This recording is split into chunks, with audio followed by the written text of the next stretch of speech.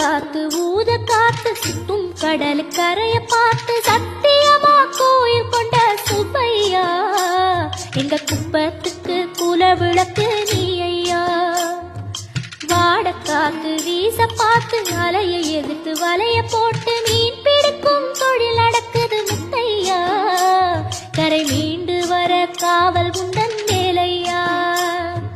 திருச்செந்தூர் ஆண்டவனே வேல் முருகா தினம் உனக்கு நன்றி சொல்வோம் மால் மருகா. திருவடியில் தவம் இருப்போம் திருமுருகா.